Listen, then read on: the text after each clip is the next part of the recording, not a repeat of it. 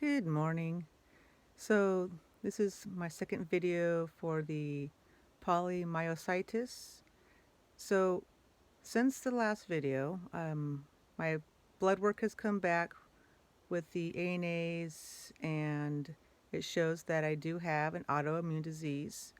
Um, they couldn't really pinpoint exactly which one, so they're going to call it the mixed connective tissue disease, or MCTD, because it's a mixture of lupus and systematic sclerosis, I believe. So I have a lot more research to do.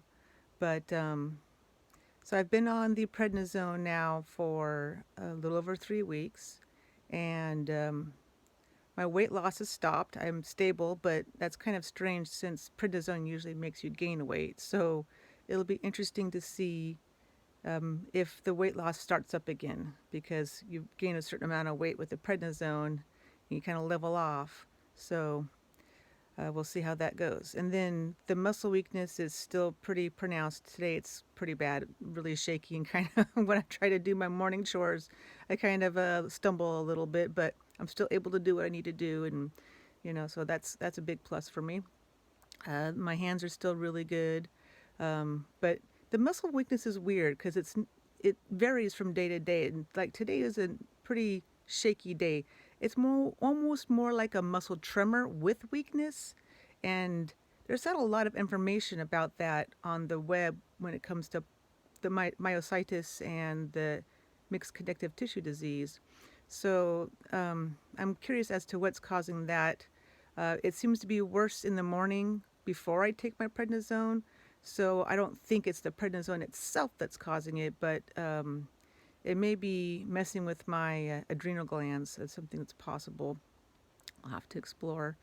Um, I have been having more issues with weakness in my arms, and swallowing seems to be a little difficult. But now keep in mind, I do have cancer, and I do have a few lymph nodes in my throat area somewhere in here that could be contributing to the swallowing issues. But when you're swallowing and all of a sudden the food's like stuck in, like, between your tongue, up in here, you like cough it up and the food comes out. So another really weird thing, I don't know if this is connected to anything, but like I feel like I'm drooling all day long. I'm like, why am I drooling? So that's kind of weird. But if you're new to the mixed connective tissue disease and prednisone, just be aware of fungal infections in your mouth. The first time I used steroids, I did get one. You get all these little white patches inside your mouth, and it's just not healthy. So if you're on prednisone, high dose prednisone especially, make sure your oral care is really good, because you don't want that. That's not good. Sugar feeds that, by the way, in case you didn't know. But other than that, I'm sleeping better, which is awesome. My last night I passed out like right after I laid down, and I was like, woke up a couple hours later going, why are the blankets not on me? I guess I passed out so fast I forgot to put the blankets over me. So that's awesome. I'm sleeping better. Before I started the medications, my legs were so stiff and painful. I was just tossing and kicking and turning all night long. The sheets were always jacked up in the morning, and now the bed still looks like it's made. So that's awesome. So there's some really good improvements with the prednisone. Overall pain levels are down, energy's improved, but the muscle weakness and the jitteriness is weird, and I'm going to be following up on that, and there's some other things that are going on. I've been with the polymyositis. I have you can't see it now, of course, but I have Raynaud's syndrome. I've had that since I've been in my 20s, so I guess I've probably had this autoimmune disease for a while now, but just didn't know it. It flared up really bad beginning this year, so it took them months to figure out what was going on. I had to persist and say, hey, something's wrong here. It's not just my medication. Something else is wrong. And sure enough, there was something wrong, pretty wrong. And but the thing I'm not sure, because before I started prednisone, my hands were really, really swollen. I could hardly use my hands. I mean, now I can make a fist really easily. When I get cold, my hands like pretty much stop working. They're just like, nope, because the blood flow is gone. And the muscles are going, hey, I'm not getting any oxygen down here. I'm not going to do any work.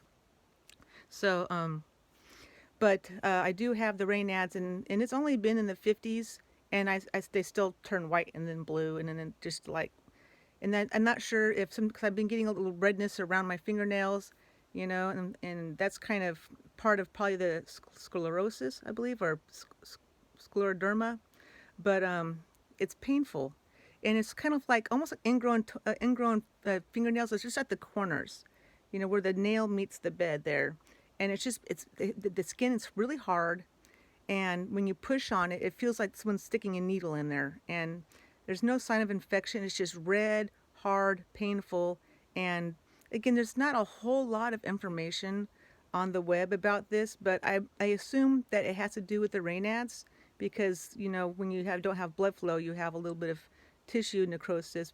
And if you look at some of the internet pictures of the tissue necrosis, it's pretty ugly. I mean, black and just like things are dying. It's ugly. So you want to take care of that. Make sure you don't get infections. I find that I use Neosporin and lotion, and I bought these neat little gel fingertip thingies, and they're really comfortable. Oh.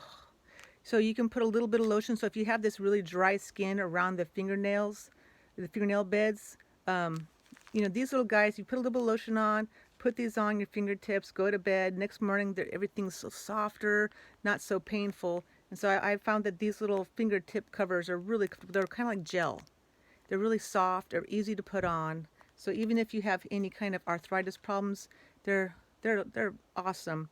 But another thing I've noticed too with maybe has to do with the sclerosis part of it is that my nail beds dry out really easy. So for the last year or so, I've had to consistently put on clear fingernail polish to keep the beds from drying out, because if you kind of see a little bit on these first two fingers, how the towards the tip, down at the bottom down here, it's kind of red, and it shouldn't be red that far down. That's a sign that the nail bed is drying out, and that can cause all kinds of problems.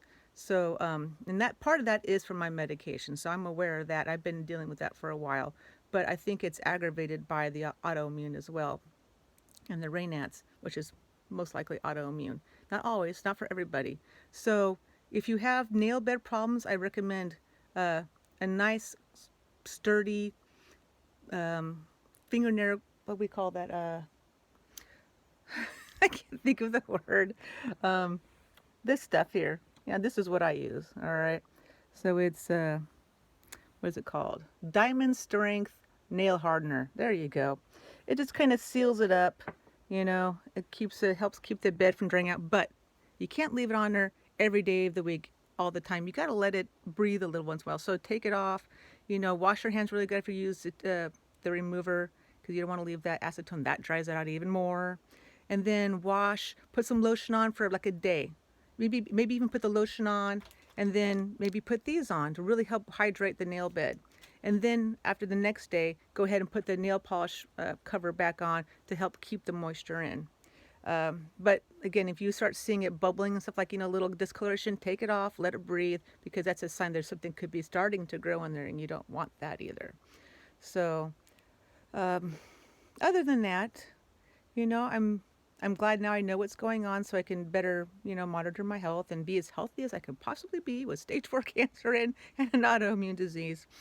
Oh, another interesting thing I didn't know, that I do a ton of research. So I found out that back in 2012, I think, no, it was before that, 2009, 2007, I had a heart issue that the doctor said, oh, you're just a girl. It's just, you're stressed out. It's no big deal. Well, no, I had a heart condition, and they went in through my femoral vein and zapped it, and the heart condition resolved. It was just an extra electrical pathway in my heart. Now, how does that connect? Well, I didn't know that the autoimmune disease can actually trigger that condition. So it's possible that my extra electrical pathway, also known as an AVNRT, don't ask me to tell you what that stands for. You can look it up. It's hard. I always mess it up. I always screw it up. But, it was a tachycardia. And so once they fixed that, I felt a lot better, but could have been done or caused by the autoimmune disease. And the cancer that I have may have also been triggered by the autoimmune disease. So these are things that I think are kind of important to be be aware of. I never had any idea that an autoimmune disease could trigger cancer. Had a, you know, I mean, this is something that our medical professions, on all levels, you know, a lot of these autoimmune diseases hit in the 20s. And this is when my Raynaud's started. And my doctors knew about my Raynaud's, but they pretty much ignored it. And if we'd known that I was had an autoimmune disease, and we were on it more often, because uh, the inflammation caused by the autoimmune disease is highly linked to cancer creation. I don't know the mechanisms, but I know that inflammation and cancer often go hand in hand. And all my life, I've known I've had high inflammation. And you think the doctors would have think, oh, well, you have a lot of inflammation and you have Raynaud's. Maybe we should investigate this a little more. But no, there's a lot of complacency. And, in the end, that ends up costing everybody more money. So if these doctors would just take the time and do this thorough investigation early on in a person's life, my cancer could have been avoided, maybe, not guaranteed. My heart condition might have been avoided, not guaranteed. The radiation, I was under the fluoroscope for 6 hours and my heart condition was being treated. That itself could have caused the cancer. So, but if the autoimmune disease was responsible for both of those things could have been avoided. I may not even have cancer. I could have just had just the autoimmune disease, which is it's treatable and manageable over a very long period of time. So, this is something that I hope that somebody, if you're having Raynaud's and you're having strange things, don't let the doctors blow you off. If you have to, go up to the next level, talk to member services or someone who's in charge of that particular facility. Says, look, these doctors are not listening to me. I need to find somebody who will do what I need to do so I can make sure my health stays good. A healthy person costs the whole system less money. So one test could say, hey, we have this, we can treat it. It's, prednisone is cheap. Had I known I had this thing, all the little flare-ups I was having all through my life, I didn't know there were even flare-ups. I'd have problems come and go all the time. I could have avoided all these problems, possibly. But the doctors these days they do the minimum, it seems like, and it really is just so. Why become a doctor if you're just going to do the minimum? Why don't we can have robots do that? I don't understand, but I don't know. I have a very strong work ethic, and it just irritates me when people do the minimum.